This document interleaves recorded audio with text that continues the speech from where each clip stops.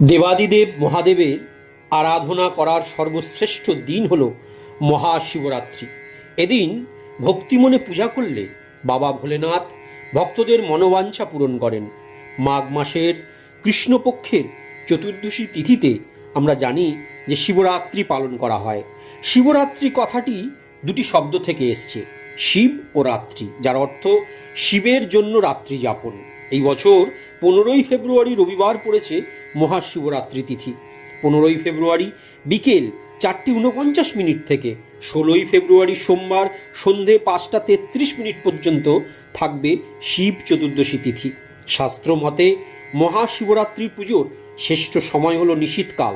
শিবরাত্রির দিনে মহাদেব এই বিশেষ সময়ে লিঙ্গরূপে আবির্ভূত হয়েছিলেন।